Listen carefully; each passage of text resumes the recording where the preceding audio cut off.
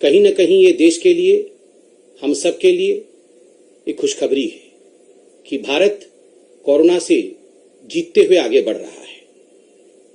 बंधुगण, आज कुछ सवाल हमारे मन में, हमारे मानस पटल में आते हैं। We want to hold the Aam Aadmi party accountable for whatever happened in Delhi. जो भी दिल्ली में हुआ है उसके लिए कोई अकाउंटेबल है या नहीं, आज ये हम जानना चाहते हैं। और आज एक महत्वपूर्ण खबर छपी है एक बहुत बड़े अखबार में, और ये महत्वपूर्ण खबर है, number of Delhi deaths shoots up 250% to 35,000 in April and May. और जो आंकड़े आए हैं, मैं वो आंकड़े भी आपके सामने प्रस्तुत करना चाहता हूं। इस खबर को पढ़ते हुए भारतवासी और खास करके दिल्ली वासी, उनकी आंखों में एक नमी आ जाती है। किस प्रकार से सैकड़ों लोगों की मृत्यु होती है और किस प्रकार से इन आंकड़ों को छुपाया जाता है और कोई भी अकाउंटेबल नहीं है। इस प्रकार का एक पिक्चर दिल्ली का जो प्रशासन है, दिल्ली की जो सरकार है, वो हम सबके सामने रखने का प्रयास करती है। बंधुगण, आज के इस खबर का मुख्य बिंदु यह है कि 2 महीने, अप्रैल और मई का महीना, यह 2 महीना सर्वाधिक महत्वपूर्ण महीने रहे थे जहां तक कि कोविड के सेकेंड वेव का संबंध है। और इन 2 महीनों में लगभग 34,750 डेथ सर्टिफिकेट्स इशू किए गए हैं। दिल्ली के 3 म्युनिसिपल कॉरपोरेशन जो है, इन तीनों म्युनिसिपल कॉरपोरेशन के द्वारा 35,000, लगभग 34,750 टू बी प्रिसाइज। और आप सोचिए, इतने बड़ी तादाद में death certificate 3 municipal corporation issue करते हैं अप्रैल और मई के महीने में, किंतु जो ऑफिशियल फिगर है, जो सरकारी आंकड़े दिल्ली की सरकार देती है, वो कितना है? वह है 9,916 सर्टिफिकेट। कहां तो 35,000 और कहां मात्र 9,000 सर्टिफिकेट दिए गए हैं दिल्ली सरकार द्वारा। एक तरह से अगर ये देखा जाए तो ये 250% इंक्रीज है, 250% इजाफा है संख्या में मृतकों की। जो आंकड़े दिखाए गए और जो वास्तविक संख्या है मृतकों का। बंधुगण, जो ऑफिशियल कोविड फिगर्स 2 महीने के रहे हैं, वो कुल मिलाकर के 13,201 रहे हैं। और जो डिफरेंस होता है म्युनिसिपल कॉरपोरेशन द्वारा दिए हुए आंकड़ों का और ऑफिशियल फिगर्स का, वो होता है 21,549। आप सोचिए, अनअकाउंटेड डेथ 21,000 से अधिक ऐसी मृत्यु हुई है दिल्ली शहर के अंदर जो अभी तक अनअकाउंटेड है, जिनके विषय में कोई हिसाब देने को तैयार नहीं है। कहां से 21,000 लोगों की मृत्यु हुई, कैसे 21,000 लोगों की मृत्यु हुई, वो कौन लोग हैं जिनका दिल्ली सरकार नाम भी लेना नहीं चाहती है। आज मैंने पढ़ा है इस अखबार में कि कुछ महत्वपूर्ण अधिकारियों ने एक मांग रखी है कि दिल्ली में डेथ ऑडिट भी किया जाए। आपको याद होगा किस प्रकार से ऑक्सीजन ऑडिट की मांग दिल्ली में सुप्रीम कोर्ट में हुआ था। दिल्ली की सरकार ने ऑक्सीजन ऑडिट के खिलाफ अपना मुहिम छेड़ दिया था कि हम ऑक्सीजन ऑडिट नहीं चाहते। आज दिल्ली में इस प्रकार का एक, मैं कहूंगा, डिस्क्रिपेंसी हुआ है। जो संख्या दिया गया है और जो वास्तविक संख्या है, एक डेथ ऑडिट के लिए एक्सपर्ट बोल रहे हैं। दिल्ली की सरकार इस पे सफाई दे। बंधुगण, केवल इतना ही नहीं, आपने 2 दिनों से अखबारों में देखा होगा कि जो CFR केस फैटेलिटी रेट होता है, वह पूरे हिंदुस्तान में सर्वाधिक दिल्ली में है। दिल्ली और दूसरे नंबर पर पंजाब आती है। जो दिल्ली की केस फैटेलिटी रेट है वो 2.9% है, और जो नेशनल केस फैटेलिटी रेट है, राष्ट्रीय केस फैटेलिटी रेट है, वो 1.3% है। तो आप सोचिए, लगभग डबल से भी अधिक। राष्ट्र में 1.3% और दिल्ली में 2.9%, डबल से भी अधिक है। क्या कारण है कि इतनी मृत्यु दिल्ली में हुआ है और केस फैटेलिटी रेट सर्वाधिक हमारे हिंदुस्तान की राजधानी में रहा है, जबकि नेशनल एवरेज इससे कहीं कम है? क्या कारण है? कौन इसके लिए जिम्मेदार है? बंधुगण, आज भारतीय जनता पार्टी कुछ दस्तावेजों के साथ कुछ सवाल रखेगी अरविंद केजरीवाल जी के सामने। और आदरणीय अरविंद केजरीवाल जी से हम ये रिक्वेस्ट करते हैं, कोई राजनीति हम नहीं कर रहे हैं, हम एक जेन्युइन रिक्वेस्ट करते हैं अकाउंटेबिलिटी के आधार पर कि आम आदमी पार्टी की सरकार एक श्वेत पत्र, एक व्हाइट पेपर जारी करे जिन सवालों को हम उठाने वाले हैं। पहला सवाल कि क्या आपने फर्ज आंकड़े, क्या आपने झूठे आंकड़े प्रस्तुत किए हैं जहां तक कि मृतकों की संख्या है? नंबर एक। नंबर दो, क्या कारण रहा, क्या कारण रहा अगर समग्रता में और एक लार्जर कैनवस में देखा जाए कि देश का सर्वाधिक केस फैटेलिटी रेशियो दिल्ली में रहा है? इस विषय को हम जानना चाहते हैं और कुछ सवाल आज आपसे पूछना चाहते हैं। अरविंद केजरीवाल जी, मैं आपको यहां बताना चाहूंगा कि दिल्ली एक छोटा सा शहर दिखने में तो लगता है हमारे देश का, it's in fact the pride of India.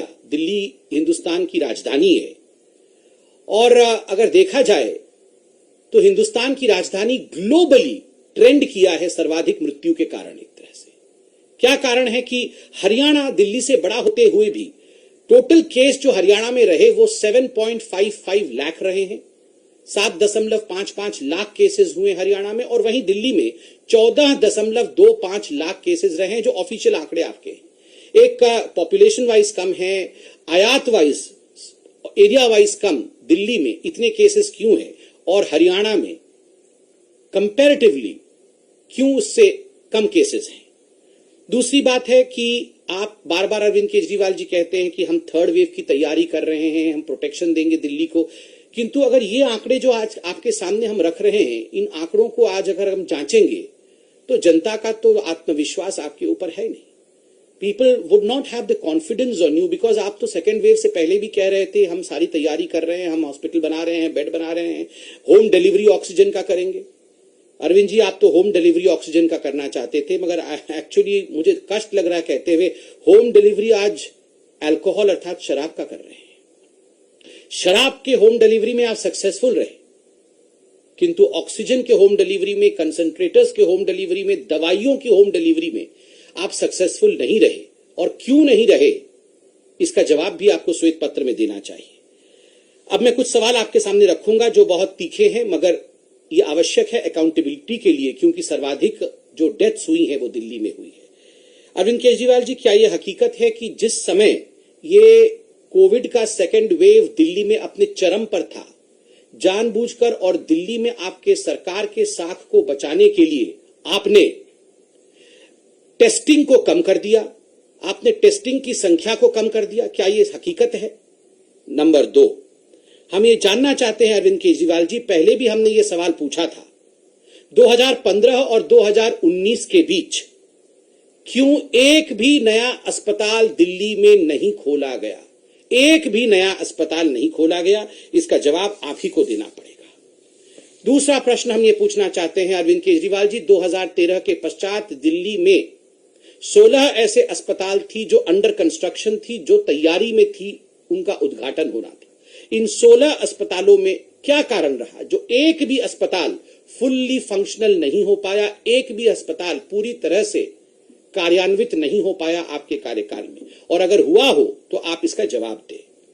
Arvind Kejriwal ji, क्या कारण रहा कि 250 बेड के कोविड अस्पताल को आपने कहा हाईकोर्ट में कि हमने कोविड डेडिकेटेड अस्पताल द्वारका में इंदिरा गांधी हॉस्पिटल में खोला है, किंतु जब हाईकोर्ट ने इसकी समीक्षा की तो उन्हें पता चला कि ऐसा किसी प्रकार का कोई इनॉग्रेशन नहीं हुआ है और ये फंक्शनल कोविड फैसिलिटी नहीं है। हाईकोर्ट के सामने आपने इस विषय में झूठ क्यों बोला और देश को, दिल्ली की जनता को और हाईकोर्ट को बरगलाने की कोशिश क्यों की? अरविंद केजरीवाल जी, हम नहीं कह रहे कि अगर अस्पताल सारे खोल दिए गए होते तो कोई भी मृत्यु नहीं होती, ऐसा तो हम नहीं कह रहे, मगर हम बिल्कुल कह रहे हैं कि आज अगर दिल्ली में, जैसा कि आपने कहा था 30,000 बेड आप बनाएंगे, अगर आपने 10,000 बेड भी अधिक बनाया होता तो कुछ लोगों की जान तो बचती, 10,000 लोगों की तो जान बचती। 10,000 लोगों के परिवारों को, 10,000 लोगों के बच्चों को कौन जवाब देगा? आपको जवाब देना होगा अरविंद केजरीवाल जी, क्योंकि आप चुने हुए सरकार हैं। अरविंद केजरीवाल जी, एक और प्रश्न है वेंटिलेटर्स को लेकर, क्या कारण रहा कि 2020 जुलाई 2020, पिछले साल 2020 से अप्रैल 2021 तक एक भी वेंटिलेटर आपने नहीं खरीदा, और अब जो भी अस्पताल में वेंटिलेटर्स नए लगे हैं दिल्ली में वो पीएम केयर्स के माध्यम से प्रोक्योर्ड है, एक भी वेंटिलेटर दिल्ली की सरकार ने नहीं खरीदा। चौथा सवाल अरविंद केजरीवाल जी ऑक्सीजन प्लांट को लेकर है। हमने पहले भी सवाल पूछा था, फिर से पूछ रहे हैं। आपने एक महीने पहले, बल्कि आज एक महीने 15 दिन हो गए, आपने कहा था कि 44 ऑक्सीजन प्लांट्स दिल्ली में लगेंगे। आपने अभी तक हमारे प्रश्न का जवाब नहीं दिया कि कितने ऑक्सीजन प्लांट लग गए। मैं जनता से कहना चाहूंगा, आपको लग रहा होगा कि अभी तो ऑक्सीजन की कोई किल्लत नहीं है, तो ये भारतीय जनता पार्टी ऑक्सीजन पे सवाल क्यों पूछ रही है? आपको पता होगा कि जब सेकेंड वेव आया था, अरविंद केजरीवाल जी उससे पहले कह रहे थे कि हम ऑक्सीजन को लेकर प्रिपेयर्ड हैं, और 2 दिन बाद कह रहे थे हमारे पास ऑक्सीजन नहीं है। हम चाहते हैं कि आज हम अरविंद केजरीवाल जी को आईना दिखाते रहे, ताकि ईश्वर न करे अगर कोई भी अनहोनी भविष्य में थर्ड वेव के रूप में आती है, तो अरविंद केजरीवाल जी प्रिपेयर्ड रहे और दिल्ली की जनता को बचाने में सक्षम रहे, वो ना करे जो उन्होंने अभी तक किया है। ऑक्सीजन मिसमैनेजमेंट को लेकर जो आप लोगों की लॉजिस्टिक में गलती रही है, हम जानना चाहते हैं इस श्वेत पत्र में ऑक्सीजन मिसमैनेजमेंट को लेकर केजरीवाल जी, कि आपने सुप्रीम कोर्ट में ऑक्सीजन ऑडिट को लेकर मना क्यों किया था, और जब ऑक्सीजन ऑडिट की बात हुई तो तुरंत आपने ये क्यों कहा कि अब हमारे पास एक्सेस ऑक्सीजन है और जो प्लांट्स हमें ऑक्सीजन सप्लाई कर रही थी वो हमें सप्लाई करना बंद कर दे या उन ऑक्सीजन को डाइवर्ट करना शुरू कर दे। 2 दिन के अंदर ऐसा क्या परिवर्तित हो गया? क्या यह सच नहीं है कि कहीं ना कहीं ऑक्सीजन ऑडिट के नाम को सुनते ही आपको लगा कि सच का भांडाफोड़ हो जाएगा और आपने एक यू टर्न लिया? इसको आप जरूर व्हाइट पेपर में मेंशन करें। ठीक उसी प्रकार क्रायोजेनिक टैंकर्स को लेकर हम एक सवाल पूछना चाहते हैं। आपने कहा था आज से लगभग 15 दिन पहले कि 18 क्रायोजेनिक टैंकर्स थाईलैंड से लाए जाएंगे।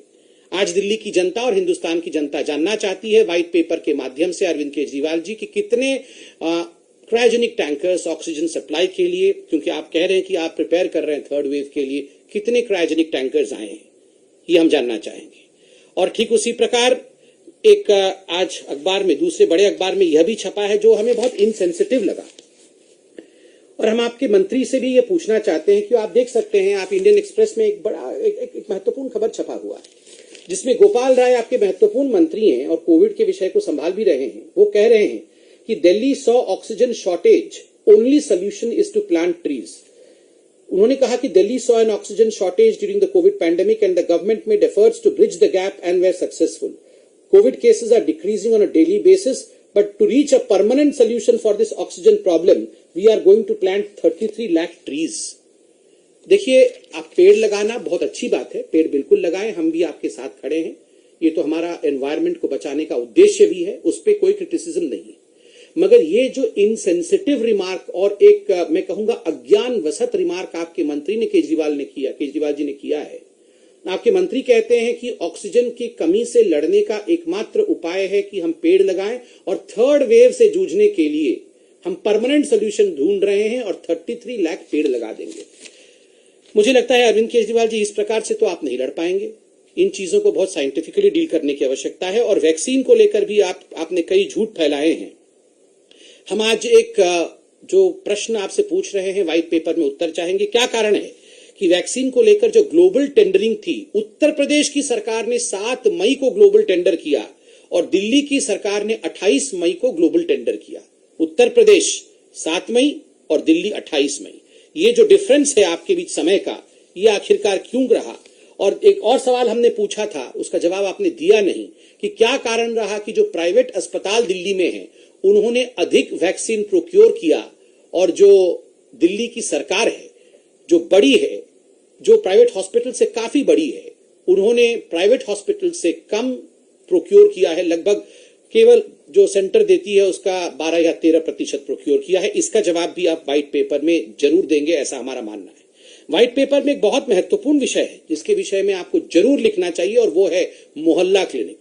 अरविंद जी, मुझे बड़े दुख के साथ कहना पड़ रहा है, मोहल्ला क्लिनिक के विषय को आपने 2015 से ही उठाया और दरअसल ये मोहल्ला क्लिनिक नहीं, ये हो हल्ला क्लिनिक थे। आपने हर जगह की, WHO ने भी हमारी तारीफ की है, अमेरिका भी हमारी तारीफ कर रहा है, पूरा विश्व मोहल्ला क्लिनिक कर रहा है, मगर आपके राहुल मेहरा जी ने ही कोर्ट में कहा ये तो दरअसल 20 फीट के 2 कंटेनर होते हैं, छोटे छोटे कंटेनर होते हैं, इनमें तो हम कुछ नहीं कर सकते क्योंकि ये तो सुपर स्प्रेडर के रूप में काम करेगा। आपने करोड़ों रुपए की बजट इसके लिए सैंक्शन किए, कोई काम नहीं हुआ, कोई मोहल्ला क्लिनिक फंक्शनल नहीं है। वहां आज हम देख रहे हैं कि किस प्रकार गाय इत्यादि घूम रही है तो वो एकदम डिलैपिडेटेड अवस्था में पड़ी हुई है। क्या फायदा हुआ इतने बड़े बजट का, इतने बड़े आपके प्रोपेगेंडा का, अगर वो कोई काम का नहीं है? ये जो हो हल्ला क्लिनिक के विषय में आपने इतना हो हल्ला किया था, उसके विषय में भी आप जरा व्हाइट पेपर में मेंशन करिए। और एक और महत्वपूर्ण हिसाब किताब आपसे हम चाहते हैं। दिल्ली सीएम रिलीफ फंड में मार्च 2020 से जनवरी 2021 तक, मार्च 2020 से जनवरी 2021 तक 34 करोड़ रुपए कंट्रीब्यूशन के रूप में आए। आपने इन 34 करोड़ रुपयों को कैसे खर्च किया, कोविड के लिए कहां कहां खर्च किया, ये आप जरा बताएं। पूरा पैसा कोविड में खर्च किया, एक भी पैसा कोविड में खर्च किया, या पूरा पैसा एडवर्टाइजमेंट पे खर्च किया, इस विषय में आप जरा बताएं, क्योंकि ये तो क्रिमिनल लायबिलिटी वाला विषय है। लोगों ने कंट्रीब्यूट किया है, आपने खर्च किया है कि नहीं किया है, ये हम जानना चाहते हैं। और अंत में दो छोटे छोटे विषय हैं, मगर बहुत बड़ा उनका रिपरकशन है। एक, हमारे जो फार्मर प्रोटेस्ट के बारे में आप लोगों ने उनको वाईफाई देना, पानी देना, इलीगल ऑक्यूपेशन कराना। आज पंजाब के सीएम भी दिल्ली आ रहे हैं, ये हम न्यूज में देख रहे हैं। ये आप दोनों, जो पंजाब और दिल्ली वालों ने, मतलब जो पॉलिटिकल पार्टीज है, आम आदमी पार्टी और पंजाब की कांग्रेस पार्टी, इन दोनों पार्टी ने आपस की राजनीति के कारण से जिस प्रकार से किसान आंदोलन, तथा कथित किसान आंदोलन को समर्थन करके उसको एक स्प्रेडिंग वेन्यू बनाने की कोशिश की है, आज वो पंजाब में भी चल रहा है, दिल्ली के बॉर्डर में भी चल रहा है। श्वेत पत्र में इसके विषय में भी अरविंद केजरीवाल जी जवाब दे। और लास्ट में बहुत महत्वपूर्ण विषय कि जो हमारे माइग्रेंट लेबरर्स थे, आज मैं ये कुछ महत्वपूर्ण डॉक्यूमेंट हैं, इंडिया टुडे इत्यादि ने इसे छापा भी है। We will sell kidneys to get food for the kids. Delhi में कई गरीब लोगों ने कहा है, अगर हमें अपने बच्चों को खाना और राशन देना है तो ऐसा लगता है कि हमें अपने बच्चों की किडनी, हम अपनी किडनी बेच देंगे। आप बताइए ये किस मुकाम पे आज दिल्ली खड़ी है। आज दिल्ली में जो हमारे माइग्रेंट लेबर्स हैं, उनको आप राशन नहीं दे पा रहे हैं। मोदी जी 80 करोड़ लोगों को राशन मुफ्त दे रहे हैं, वो भी विगत वर्ष से दे रहे हैं। आप न राशन दे पा रहे हैं, ना उनके लिए नौकरी मुहैया करा पा रहे हैं, और वो अपनी किडनी तक बेचने की बात कर रहे हैं। अरविंद केजरीवाल जी, बहुत सारे सवाल, पॉइंटेड सवाल हमने आपसे पूछे हैं, और हम चाहते हैं कि एक व्हाइट पेपर जारी करके आप इन सवालों का जवाब उस श्वेत पत्र में अवश्य देंगे। बहुत बहुत धन्यवाद। मैं चाहता हूं कि कोई सवाल अगर हमारे पत्रकार बंधु जो वर्चुअल में जुड़े हुए हैं, हमसे अवश्य पूछें। Thank you.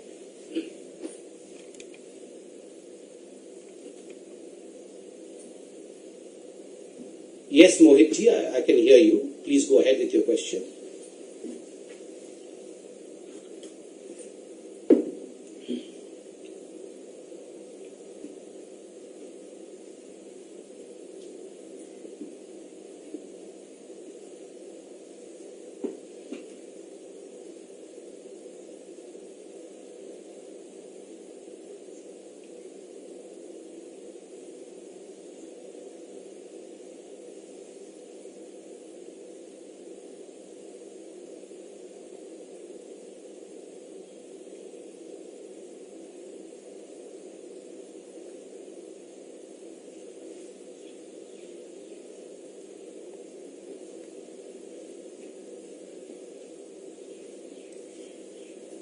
See, Mohit ji, as you say, that this is probably the internal report of the Congress party, and we should not be commenting, or rather we should refrain from commenting on the internal report from another political party, but nonetheless, these are important political issues. And I would just say that as far as the internal report saying that probably the appeasement policies of the Congress party cost them dearly in these 5 state elections, I would just like to remind you that remember after 2014 debacle, there was a Virappa Moily report also which said the same thing, that it is probably because of the appeasement policies of the Congress party that the Congress party has been losing out in these elections. And after all these years, after 5 years, if the game is still the same, I firmly believe that there is no one who is the real leader in the Congress, no one is even reading the internal reports. And we should also be reminded of the fact that as far as Rahul Gandhi is concerned, though they have these fact-finding teams, in fact calling out their own mistakes, but Rahul Gandhi, as the boss of the family, inside closed door meetings say, हाँ हम तो मुसलमानों की party है. And in fact they wear this appeasement on their collars, on their sleeves. जहां तक Congress party का सवाल है, आपने कहा कि ये जो रिपोर्ट है, यह इनके पार्टी का इंटरनल रिपोर्ट है, और चूंकि उनके पार्टी का एक आंतरिक रिपोर्ट है, उस पर हम कमेंट करना नहीं चाहेंगे, मगर फिर भी राजनीतिक दृष्टिकोण से इतना अवश्य कहना चाहेंगे कि 2014 के इलेक्शन के हार के पश्चात भी कांग्रेस पार्टी में वीरप्पा मोइली जी की रिपोर्ट ने ठीक यही कहा था कि तुष्टीकरण और अपीजमेंट के कारण कांग्रेस की हार हुई है, और उसके बाद लगातार कांग्रेस हारती रही है। और आज पुनः अगर वही बात 2021 में इतने वर्षों के बाद पुनः दोहराया जाता है तो कहीं न कहीं ये बात स्थापित होती है कि एक तो कांग्रेस में कोई लीडरशिप नहीं है जो इन इंटरनल रिपोर्ट का अध्ययन भी करता हो, और दूसरा, देश की संप्रभुता, देश की सुरक्षा कांग्रेस के लिए मायने नहीं रखता, क्योंकि कांग्रेस के उस समय के तत्कालीन अध्यक्ष ने बंद कमरे के अंदर तो ये कहा ही था, हाँ हम मुसलमानों की पार्टी है। तो इसलिए एआईयूडीएफ या फिर आईएसएफ के साथ जो गठबंधन कांग्रेस का रहा है, ये रवैया उनका शुरू से ही रहा है। कोई और प्रश्न? प्रज्ञा जी, हाँ शैलेंद्र जी पूछ लीजिए, इसके बाद प्रज्ञा जी का।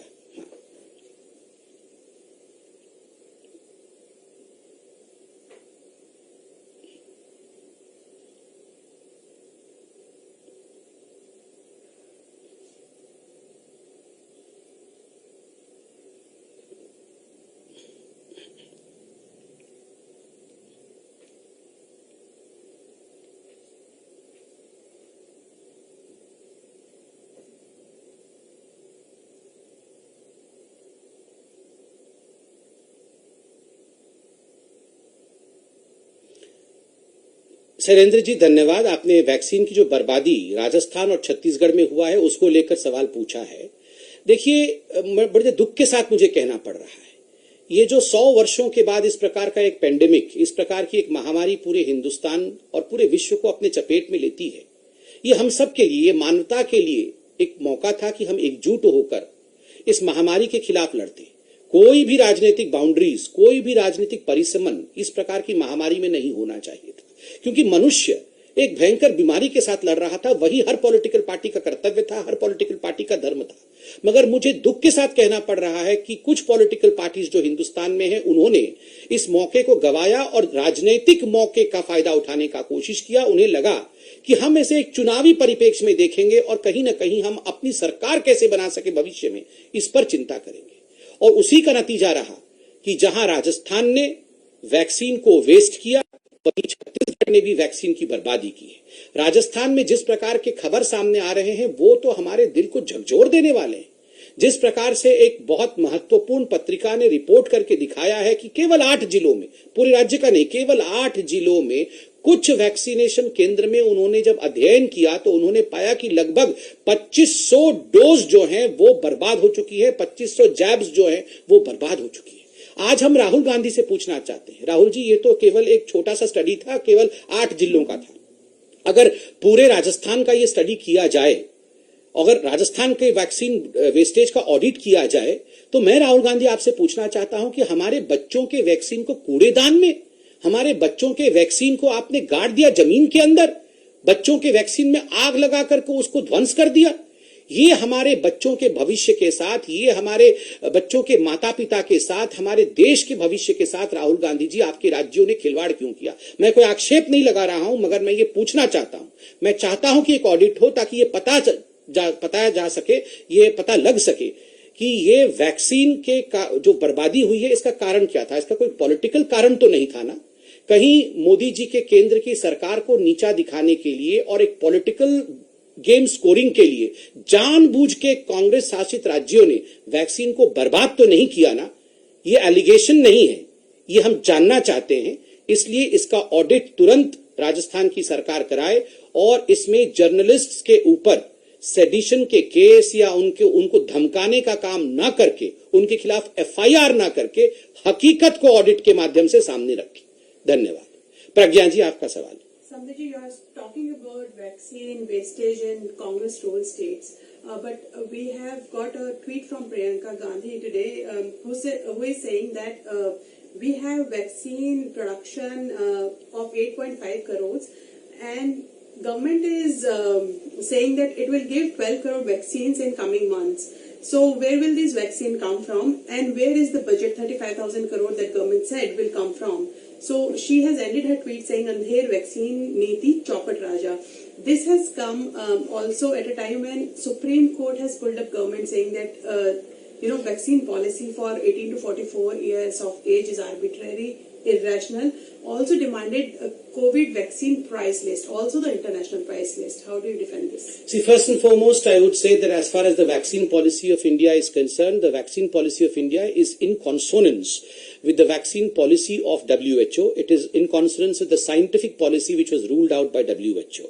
Secondly, it is one of the biggest vaccine policies as far as the global vaccine movement is concerned. Only second to US, in fact, India in today's day is vaccinating its citizens. It is a great feat that India has achieved. Thirdly, and most importantly, we would humbly suggest that no politics on vaccine. Well, yes, if you want to ask question, every relevant question has been answered time and again by the government of India. And the government of India has, as we read in newspapers, as we see in the media, has submitted its affidavit in the court categorically saying that, well, yes, by the end of December, we are going to vaccinate every Indian citizenship. We have complete faith. We should have complete faith in the government of India. We will do this. We are going to achieve this. And secondly, as far as Priyanka Gandhi's question as to how the government is going to achieve this is concerned, I would request her to please read out the details. Every newspaper, in fact, is coming out with the details as to who is manufacturing what. That Serum Institute of India has increased and augmented its manufacturing to, in fact, literally 10 crores the coming month. Similarly, India is going to get vaccines from the foreign destinations as well. Talks are on with Pfizer. All these are details which are in public domain. And rather than just playing politics, Priyanka Vadra should educate herself, should enlighten herself with the facts. Thank you. Any other question? Koi aur sawal? So there's one more. I'll take one more question. Yes, please, ma'am.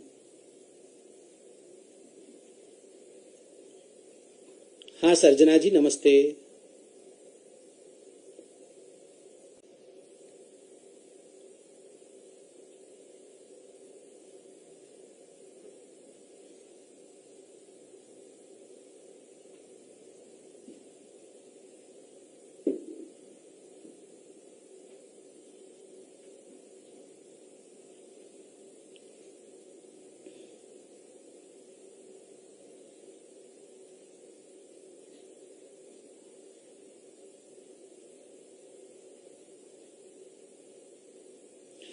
देखिए, पहली बात जहां तक ये आक्षेप है कि क्या दिल्ली बीजेपी जो केजरीवाल जी की नाकामियां हैं और खास करके मोहल्ला क्लिनिक की नाकामी है उसको उजागर नहीं कर पा रही है, बिल्कुल कर रही है. और जो भी फैक्ट्स आज हम आपके सामने इस प्रेस कॉन्फ्रेंस के माध्यम से रख रहे हैं वो दिल्ली बीजेपी के अध्यक्ष माननीय आदेश गुप्ता जी से ही हमें मिला है.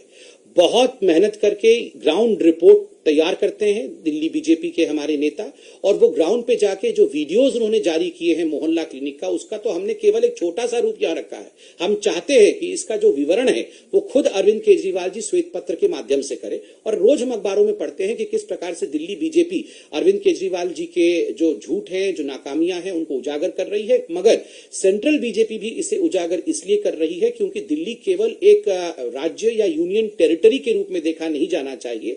ये हमारे देश का शान है, ये हमारे देश की राजधानी भी है. और अरविंद केजरीवाल जी जिस प्रकार का प्रोपेगेंडा कर रहे हैं, हमें उनसे सिर्फ इतना ही इल्तिजा है, उनसे इतनी ही हमें शिकवा है कि वो केवल प्रोपेगेंडा ना करे, व्हाइट पेपर भी जारी करे और जो हकीकत है उसको बयां भी करे.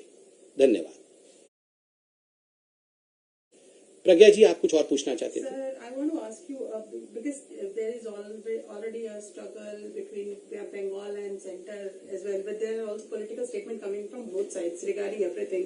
So now TMC leader Abhishek Banerjee has called for invoking disaster management act against PM Modi for holding big rallies during COVID times. How do you see this statement? देखिए, मुझे लगता है जिस प्रकार से एक राजनीतिक लड़ाई बंगाल के अंदर करने की कोशिश की जा रही है, ये उचित नहीं है. यह समय डिजास्टर का है, इसलिए सभी को नियम और कानून के हिसाब से काम करना चाहिए. चूंकि इस विषय पर कानून अपना काम कर रही है, मुझे लगता है भारतीय जनता पार्टी के प्रवक्ता के नाते मुझे इस पर अधिक कमेंट करने की आवश्यकता नहीं है. मगर जिस प्रकार ममता बनर्जी ने विगत कुछ दिनों में वायलेंस, चाहे वो वायलेंस हो जो बीजेपी के कार्यकर्ताओं के खिलाफ हो रहा है, चाहे वो यश जो साइक्लोन हुआ है उसके मैनेजमेंट का विषय हो, इन सभी विषयों में जिस प्रकार से उन्होंने दोहरी नीति अपनाई है, ये पूरा हिंदुस्तान देख रहा है. मैं इसका राजनीतिकरण नहीं करना चाहता हूं क्योंकि ये पूरा विषय कानून के दायरे में है और एक्सपर्ट्स इस पे कमेंट कर रहे हैं. धन्यवाद. और कोई सवाल है? Thank you so much friends. Thank you.